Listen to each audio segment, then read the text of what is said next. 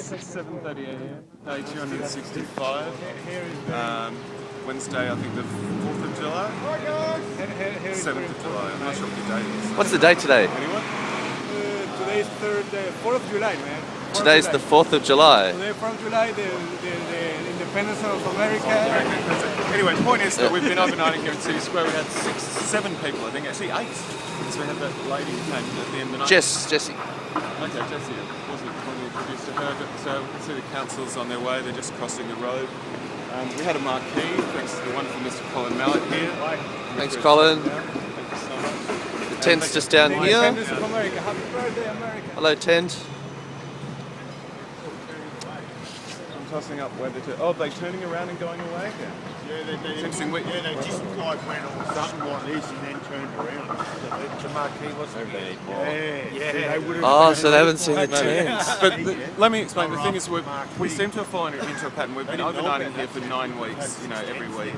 And over the last month or so, we've fallen into this pattern where 1 week they will send sort of 3 people down, 3 compliance officers, and be very polite. And then the following week we will get like 4 compliance officers, 2 parking inspectors, 3 cops, and they'll threaten to arrest us, complete assholes. And we're due for a nice visit this week.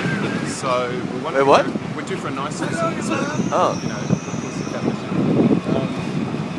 And they're usually here dead on the dot of 7:30, so I'm standing around wondering if we're even going to see them. Don't do that because it means it's got to be on one plane. You can't rotate the video of the middle. They've robbed us of our morning entertainment. They've robbed us of our morning entertainment, but that's okay. We like that. Melbourne City Council leaving us alone to exercise our civil rights in peace. We like that. Cheers. Something tells me next week's visit is going to be another obnoxious one. Well, more than likely they just haven't seen the 10A, so maybe they'll be back. Maybe they'll be back.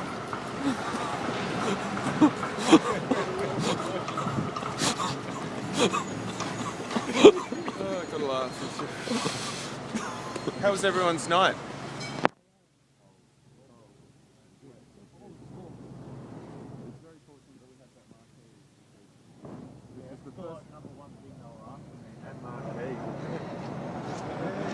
This is the first night, of our weekly sort of Tuesday night occupations, in 9 weeks where it's actually rained. And what do you know, 3 days later, what it might be. So that's it.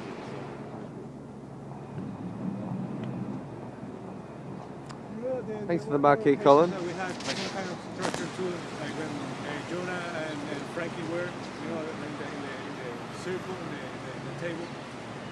And we were occupying a month ago. We put a new structure. They really dislike things hanging from the tree. I mean, it's very arbitrary. Sometimes, we had a line of prayer flags draped across the tree once, and they threatened to issue us with an artist like that. And then a couple of weeks later, they issued a permit to an artist who hung 100 ribbons from the tree. Yeah. But the tree's heritage listed, you see, so they're very concerned about the welfare of the tree, supposedly. No, just at this time of the morning, every time you see a fluoro vest. Yeah. Sorry, I thought that was it. Hello. Solidarity, global social revolution of consciousness. Blah, blah, blah, blah, blah. It has no name. So, I heard you have a flute.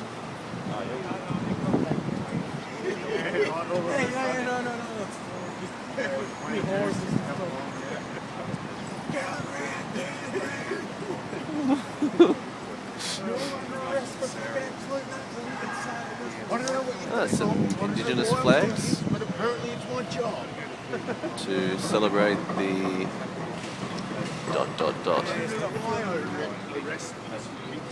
When I go home to sleep, I don't sleep right. Look, what they're trying to do there, right, is what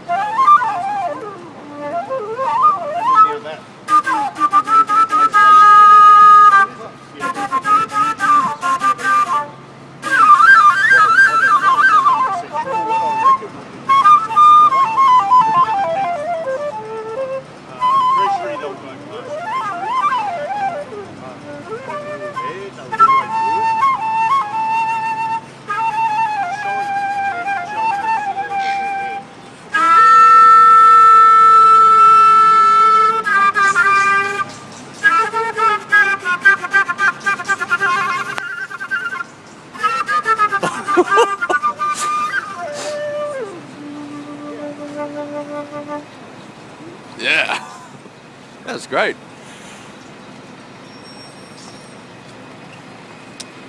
And well, I guess I'll give it a miss because the council's not here. But just quickly, they're almost finished construction, so we're going to have a much more open space for Occupy Melbourne, and we're sure that'll bring in the hundreds. Personally, I have a theory that this construction is never going to finish. They've been doing this all year. Are you saying unending growth? Unending growth. Infinite.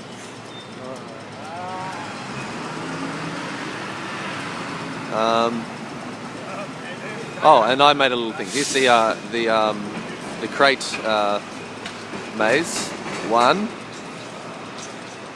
2, 3, 4. See in the background there, right at the back on the grass. 5. On the bridge over the water. 6, 7, 8. Okay, so that's 8 crates, and then we have 9 crates. Crates have been scattered across the landscape. It's a beautiful Australian type of landscape, just like scattered emus in the desert. Crate-looking emus. The emus in the desert? I don't know. I don't think they're right. What time is it now? 4:42.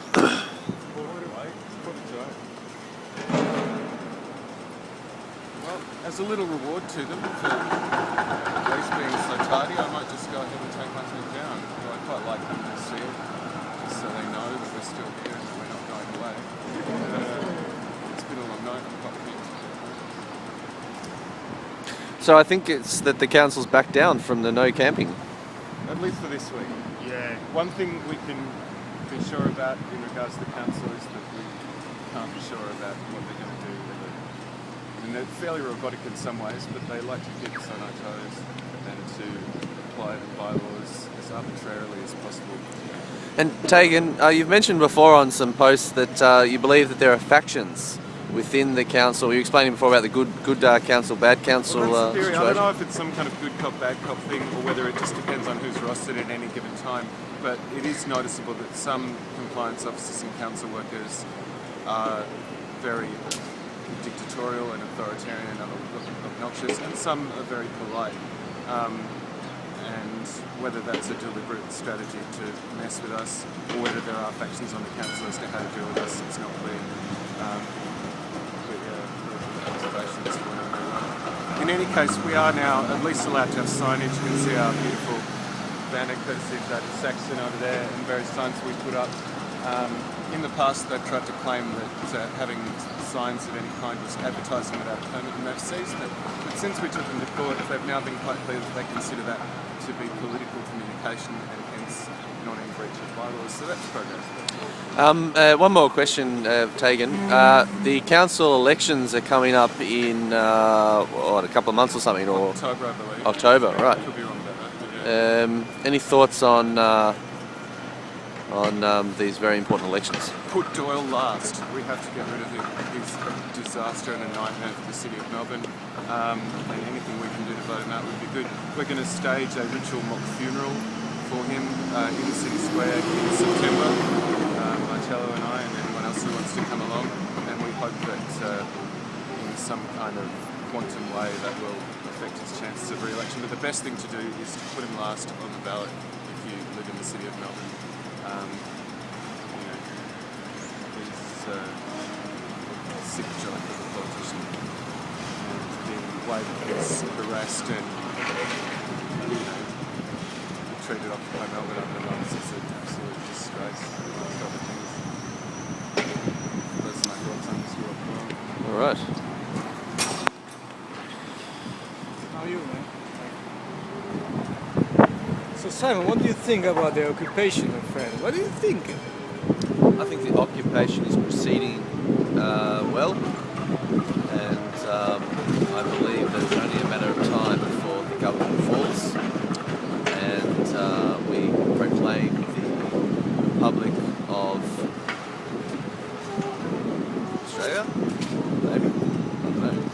would definitely be a republic. And happy to be sleeping without paying rent, no bills. So for me, the occupation is great. I do what I want, hang out with my friends, and there's always a nice supply of food from our wonderful Melbournian supporting public. So all in all, I'm very content with the occupation.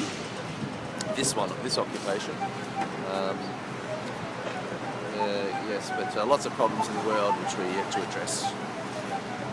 We need probably a few million people really to get involved before that happens. So, All right. That's it. Now you can. all right, I'll switch it off.